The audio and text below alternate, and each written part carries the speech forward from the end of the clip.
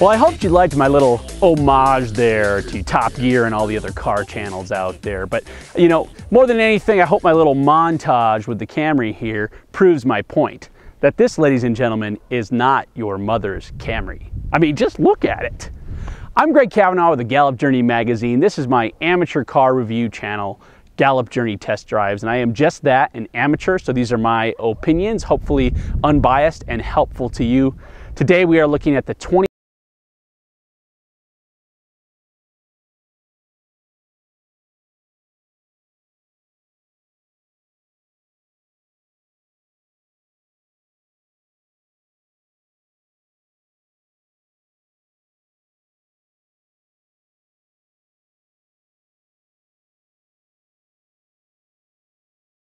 Look at it. This is a good looking car. In fact, as I was test driving it for the last week or so, everybody kept saying, oh, what is that? They were confused. They didn't know that it was a Toyota. I thought that was kind of cool. It's got really great lines. The XSE package with these rims, some people might think it looks a little juvenile, but I think it looks really good. Some very light window tint here I think would finish this out and look really nice. The front end is aggressive and cool. It looks very similar to the Corolla. They share that design language, which I think is actually pretty nice. Yeah, it's just this paint. I don't know if you can really see it very well in the video, but it's this almost bass boat, you know, metallic paint. I really like it. On the inside, very cool interior.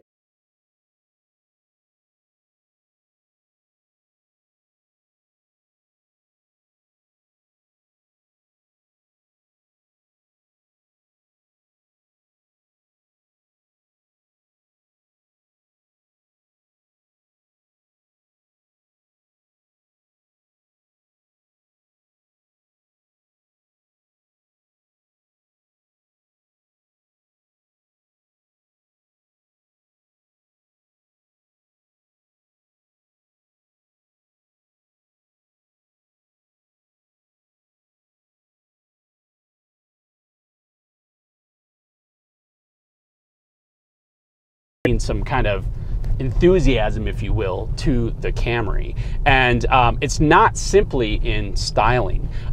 Here on the interior, you know, it just feels like a sportier, maybe even slightly European sedan. I was really impressed when I got in. You know, the ride is firm, the handling is quite good, the steering is very direct and heavy. It feels quite good, feels dynamic. The low profile tires and the larger wheels do add for a slightly rougher ride, particularly on the kind of the smaller imperfections on the road, not so much wheel travel, but the suppleness or the compliance that you would get from a larger size.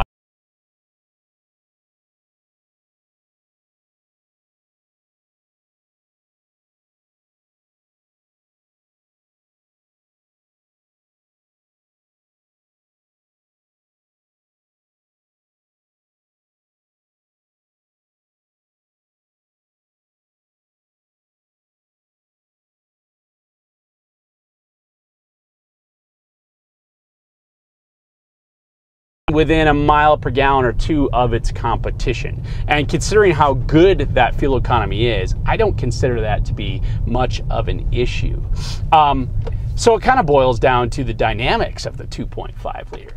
And I'm just gonna say, I mean, I almost wondered when I first started driving it if I was driving the V6. I mean, this is a punchy little 4-cylinder.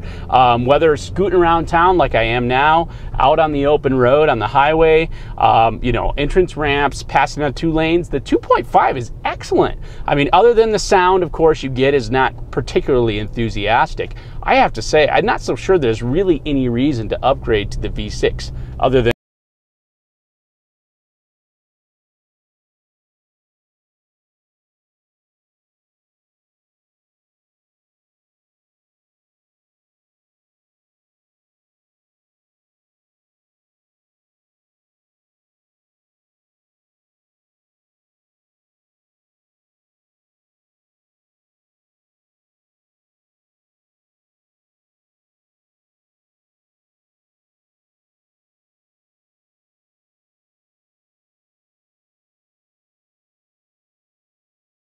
I mean, to get a little tight if you want to lean all the way back because of the more canted roof line, but as a whole, space back here for headroom, knee room, toe room, and everything is quite good.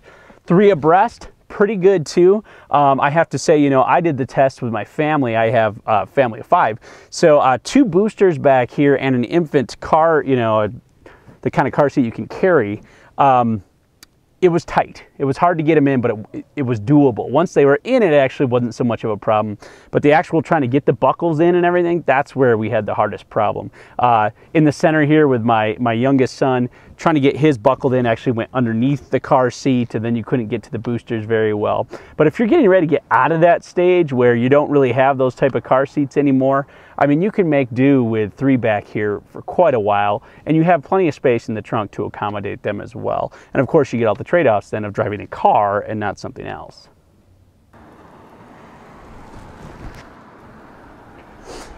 Smart key makes opening the trunk very easy. And I just want to make a point here.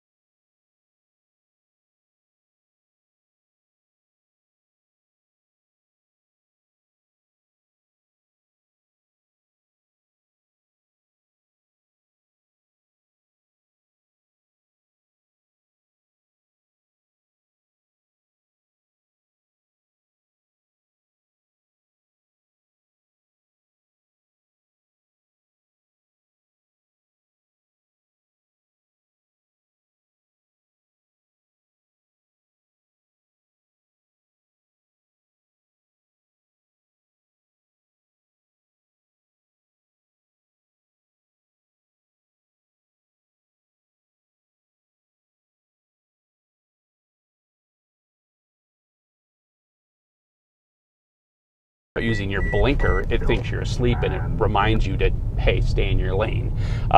Seems like something most good drivers should do anyways, but it is there.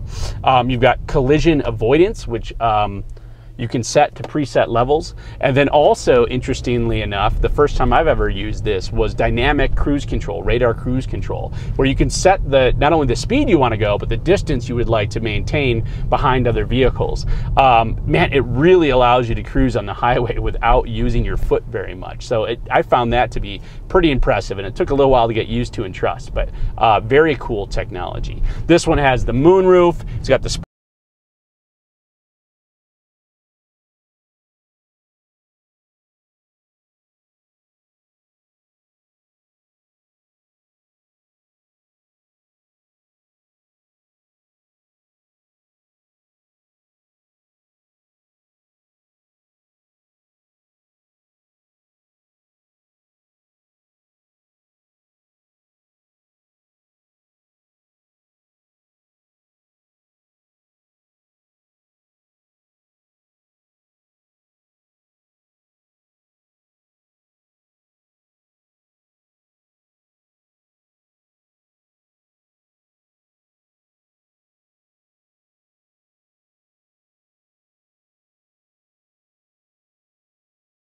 Toyota Plus, now, something very stylish, dynamically fun and interesting to drive with great technology, all for a price that's similar or even cheaper, depending on how you spec it, with the competition.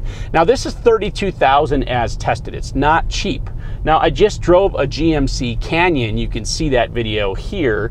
And that was a $36,000 truck, and it didn't have nearly the amenities this one had in terms of technology, heated seats, moonroof, you know, leather, all those types of things. So you need to put it into perspective. Yes, $32,000 is